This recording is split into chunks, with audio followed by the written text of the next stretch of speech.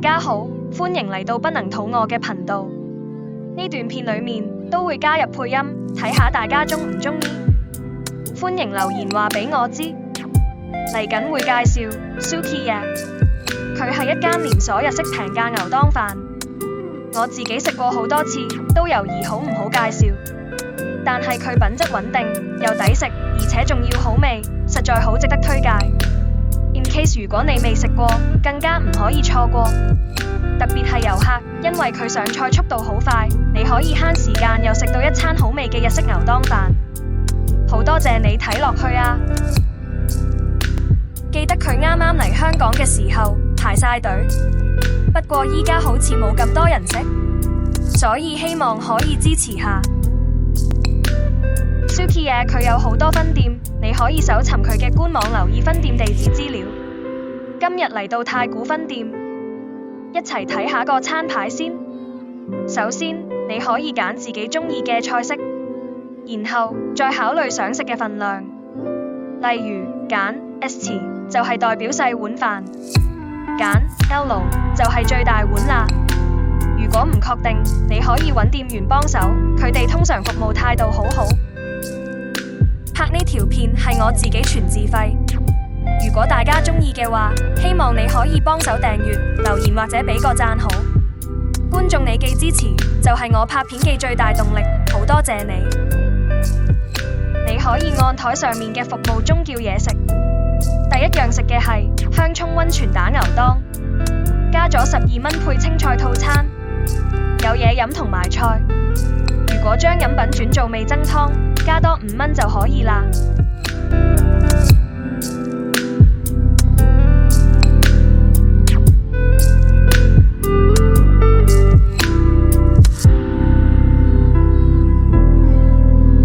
牛肉、香蔥同溫泉蛋嘅配合相當夾，餸飯一流。佢哋嘅米飯用日本產嘅月光米，米飯濕潤軟糯，係家常嘅味道，食落好滿足。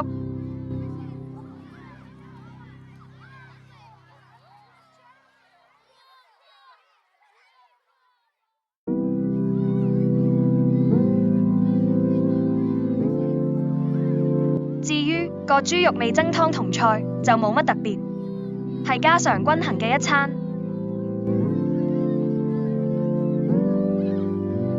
第二樣食嘅係咖喱飯，加咗20蚊配炸雞可樂套餐。如果要無糖可樂就加多1蚊。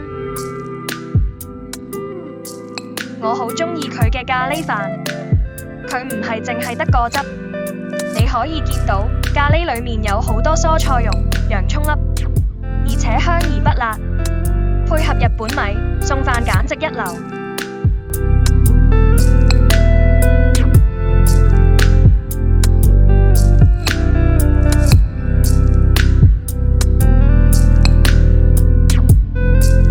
如果你揀咖喱，佢會分開俾個辣醬你，你可以因應自己食辣嘅程度添加，非常細心。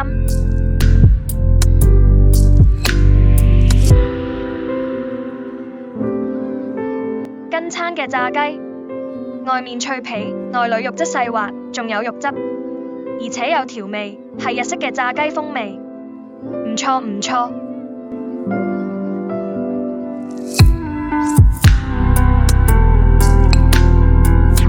食炸雞梗係配可樂啦。總括嚟講，Sukiya嘅牛肉飯又平又好食。另外咖喱飯亦都好推介，咖喱多料香濃，配上日本米，食完好滿足。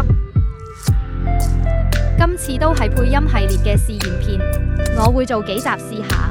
你哋鍾唔鍾意有配音，定淨係用音樂做背景更加好？歡迎留言話俾我知。影片係全自費製作，如果可以嘅話，希望你可以訂閱支持我呢個頻道。好多謝你嘅收睇。